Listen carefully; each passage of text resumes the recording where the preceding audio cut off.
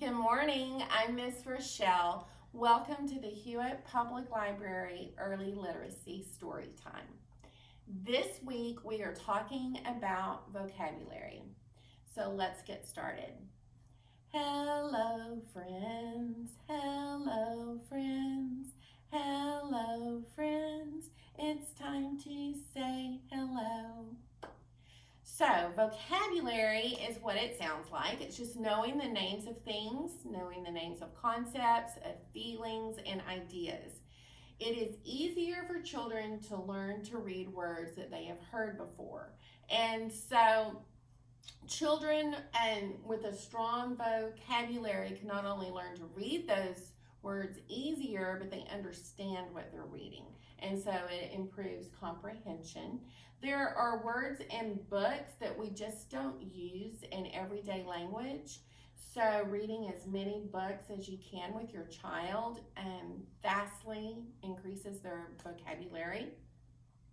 Don't worry about if they understand everything that you're reading in the moment. It's okay to use vocabulary that your child doesn't know yet. That's how they learn. And so there are times when it's important to not talk down to a child, but to talk on their level. We learn to get down and look them in their eye and speak in a way that they can understand. And that's very important, especially if they're upset about something. But just in everyday life, keep that vocabulary rich. Don't feel like you always have to change it to what your child already knows. Be willing to talk over their head because they are being introduced to language that way. And so this week, what I'm going to talk to you about with activities is something called dialogic reading. So in dialogic reading, it's a little different way to read the book. So normally we pick up a book, we read it, the child sits, they listen, we read. We're the ones doing all of the action and they're more passive. But with dialogic reading, we are becoming the listener and we are trying to encourage the child to do most of the talking. And so this helps build vocabulary. It also helps build narrative skills, which we will talk about next week. But there are some different types of questions, prompts that you can use with your child to get them to be able to do this dialogic reading. So I'm just going to briefly go through those. The first one is a completion prompt. And so this is where you leave a blank at the end of a sentence and you ask your child to finish it. So this helps your child learn about the structure of language. So for example, what type of word they need at the end of the sentence, it helps them understand how that structure works. This can also be used in a different way for a different reason, but you can also, if it's a book that you've read often, you can leave off the ending word so that they can provide the word, and this helps them actually recognize the word in print. And so that's two different methods for leaving off the end of a sentence for two completely different purposes.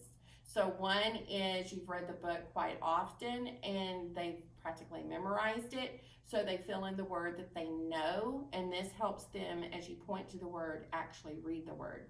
The other is it doesn't matter if you've read the book a lot to them and you read the sentence and then you leave off the end of it and they can fill it in with whatever they want, but it just helps them with language and the structure of language. And another prompt you can use is a recall prompt. So this is one where you ask questions about a book that you've already read. So you do read the book and then you ask recall prompts. And this is a good way to get them to learn specific skills. So it can be as simple as what happened, what is the character upset about, and just having them recall that information. But you can also introduce questions such as what happened first? What happened last? First and last will be the easier ones for them to grasp. But beginning, middle, and end are very important concepts, so you can start introducing those type of recall questions as well. Another one is an open-ended prompt, and this, for example, could focus on the pictures in the book. So what do you think is happening with the picture? And what's happening on this page? Tell me about this page, and they can invent their own story as they go through the book. And then another one, it's a WH prompt, which is just who, what, when, why, and then how. So just, this can be very specific to vocabulary. Where is the Frisbee? And they point to the Frisbee. Where is the bear? And they point to the bear. Why does he have a frown on his face? And they talk about why they have the frown on their face. So those type of questions. And then you have distancing prompts, which are building a bridge from the book to the real world. And so maybe you're reading a book about animals in a zoo, and so you ask your child a question about, did we see any of these animals when we went to the zoo? And you get them to build that bridge. And this is important on so many levels. So they're using vocabulary, you're encouraging the use of vocabulary. When they give an answer, you can take their answer and expand on it.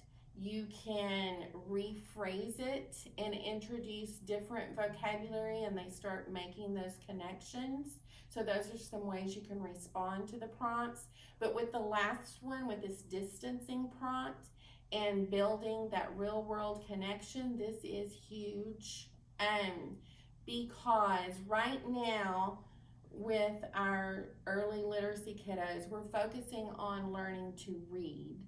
And we will continue to do that.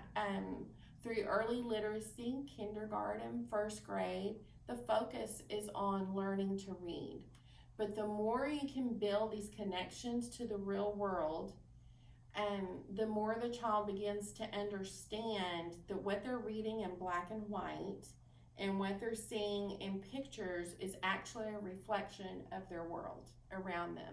And this is important because by second grade, the focus shifts from learning to read to reading to learn. And in second grade, the shift becomes, we're learning about space, let's read this book. We're learning about sequencing, putting things in order. Let's read this passage. Let's put these things in order. What happened first, what happened second, what happened last. And so the more conversation you have now, building those connections between their world and what they're seeing in the book, the easier that transition is for your child, and you're building vocabulary in the process. So, let's introduce some books. I started to say, are you ready for story time? But let's look at the books first. So the first one is Hibernate with Me, and so you can teach about what it means to hibernate. This is also a social emotional learning book, as the little bear is feeling a little bit lonely and shy, and parent bear is saying that there is a safe and secure place to hibernate. It's a very sweet book. This book has a lot of fun with vocabulary. It's Have You Seen My Trumpet? So yes, there may be some new vocabulary, page by page, some beautiful pictures to talk about. And then it's fun because you can talk with your child about a dandelion and point to the dandelion, and then you can say, I'm looking for the words within the words, the surprise words, and they're in red. And so the surprise word is lion. And it's in the word dandelion, and then there's a picture of the lion on the page that your child can find. So while you look for the hidden words, your child can look for the hidden pictures, and it teaches them about words and vocabulary in the process. The book in the middle, Time to Say Please, is a book on manners and how important the choice of words is in our day-to-day activity. And so it also, I think, is a great time to talk about the power of words. So when you're introducing vocabulary and your child starts experimenting with words, they may not always choose the appropriate use, and this is a great tool for just talking about the power of words and being kind with our words. This book on sizes, this one talks about little to big, big to little, and you can make those real world connections by reading this book, and then you can take things in the environment and order them from small to big. And it also is a chance to introduce the difference between words such as tiny, small, gigantic, huge, big, and just the differences in those words that may to your child mean the same thing, but actually there's a slight difference. And so it's a good opportunity to have those conversations. And the book in the back is Neck and Neck, and it is about a giraffe at the zoo who loves all the attention from the children who visit the zoo and give the giraffe snacks. And then someone starts selling balloons with giraffe faces. And the giraffe is very jealous and has a difficult decision to make towards the end of the book. And so it introduces some vocabulary. It also is a chance to build that real world connection if you've been to the zoo. And if you haven't, we have passes here that you can come and check out. And you can come check out the zoo pass, go to the zoo, you can read the book, go to the zoo, talk about it. So that's a great opportunity to just use the resources that you have at the Hewitt Public Library to read a book and then build that real world connection. So, are you ready for story time? Are you ready for story time? Clap your hands. Are you ready for story time? Clap your hands. If you're ready for story time, if you're ready for story time, if you're ready for story time, clap your hands. Are you ready for story time? Nod your head. Are you ready for story time? Nod your head. If you're ready for story time, if you're ready for story time, if you're ready for story time, nod your head. Neck and Neck by Elise Parsley. What is this?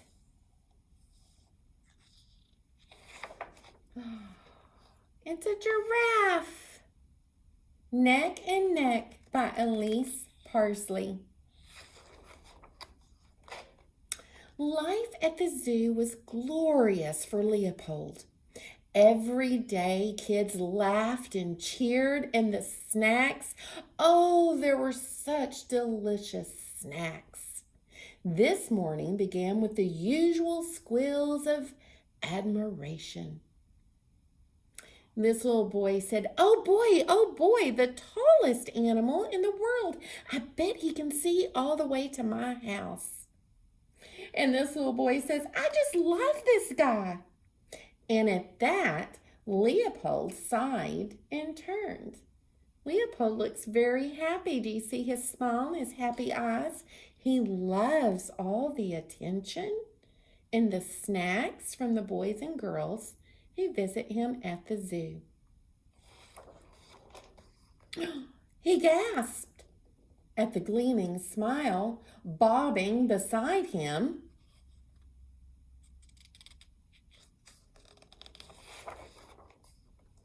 It's just like the real thing, only better, Leopold heard between giggles. This giraffe is so cheerful. I can be cheerful too, Leopold grinned. It zooms and it bounces, said the kid. Oh no, what's happened? This little boy has a balloon that looks like a giraffe, and Leopold is jealous. He huffed off to his favorite tree for some alone time. Well, see if I care about you and that grinning goofus. Up in the prickly acacia tree, Leopold sniffed and sulked and, ouch! was struck by an idea. He chomped off a branch.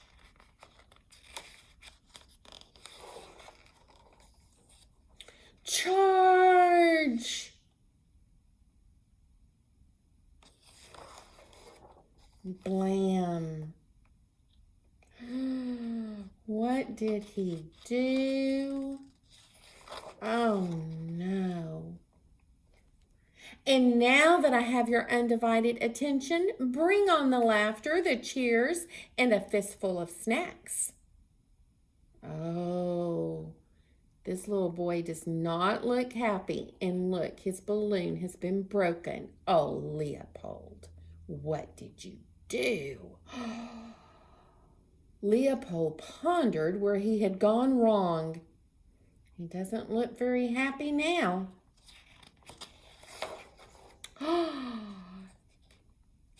The kid hooted. He has 1, 2, 3,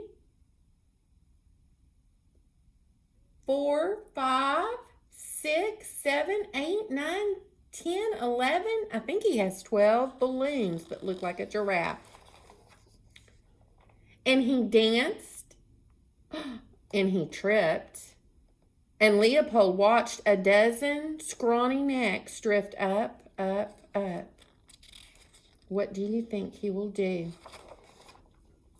Will he save or not save? Oh, this is a hard decision for Leopold. What will he do?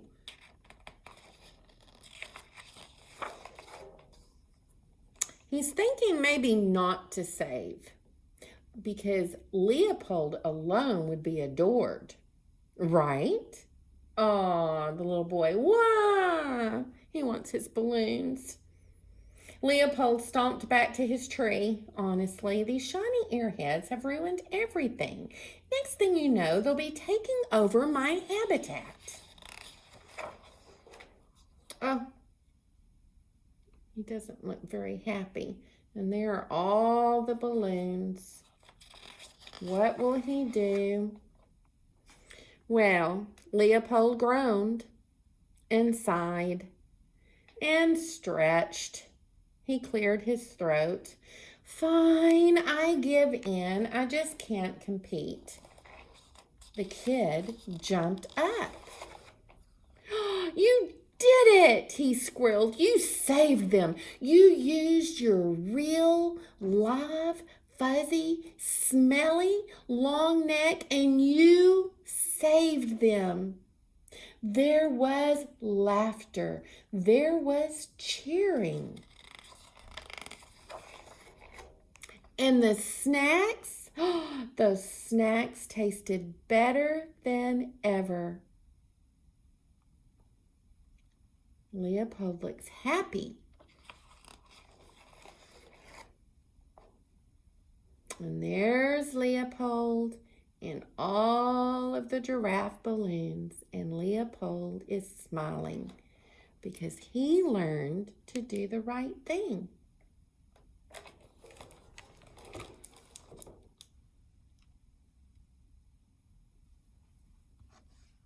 I hope you enjoyed this story for this week. We're going to end our story time today with 2 different rhymes. They're not finger plays. These are very traditional, or at least they are to me, because we did them when I was a child, so they've been around a long time. And I want to talk about a couple different ways to use them. And so it's hokey pokey is the first one. And so you put your right hand in, you put your right hand out, and you shake it all about. You do the hokey pokey and you turn yourselves around because that's what it's all about. So with the hokey pokey, I want to talk about it for a minute because it is an opportunity. For one thing, you're learning body parts. You can also use parts, you can use vocabulary in the environment. It doesn't just have to be body parts. So this is something that you can do at home with your child. You can also, if they're bored, it's something you can easily do when you're out and about with your child. When you're doing an activity, you're at a friend's house and they just need something to do. It's something easy for a group of children to do, and they just like it. It's fun. And you can introduce so much vocabulary, not just with the body parts, but with things in the environment, and also by changing up the instructions in the song. So it doesn't just have to be put your right hand in, put your right hand back. It can be put your right hand up, put your right hand down, and you can introduce those description words too. And so you put your right hand in, you put your right hand back, you put your right hand in and you shake it all about. You do the hokey pokey and you turn yourself around. That's what it's all about. And you can just have fun with this. And so I just wanted to remind you of this old favorite that you can do with children because of its versatility. There you can do body parts, you can learn right and left. You can introduce other descriptive words, over, under, and it doesn't have to be body parts. You can use things in the environment. So this is just a fun little song that you can do with your child or with a group of children to entertain them and introduce so much vocabulary at the same time in a very fun way. And the next one is also an old game, not a song, but Simon Says. So you may remember this as a child, and Simon says, put your hand on top of your head. Simon says, put your hand under the table. Put your hand on the floor. Simon didn't say, so that's the fun of the game, and catching people without, and following instructions without saying Simon says. But there's so much to be learned with just this fun activity. Again, it's versatile. You can do this with one child, you can do this with more than one child, and it's something you can do wherever you are, which just makes it nice when you need something quick to do. The kids are fussy, they just need something to entertain them for a few minutes, and you can do this. But again, you're introducing so much vocabulary, and because you can make it whatever you want it to be, and you're making them really listen to the language for when Simon says and when Simon doesn't say. And so they're really having to key into the language. You can teach right and left. Put your right hand up, put your left hand and up, and all of those different body parts, action words. Simon says to jump. Simon says to hop. Simon says to pick up the frisbee. And so you can introduce a lot of vocabulary, a lot of action vocabulary, a lot of description, and increase those listening skills to language just by doing this old favorite. So I just wanted to bring those back. They're old favorites, but they have a lot to offer, and you can do them with one child or a group. So I hope you have a good week, and I'll see you next week. And so, goodbye. Goodbye, friends. Goodbye, friends. Goodbye, friends. It's time to say goodbye. Goodbye.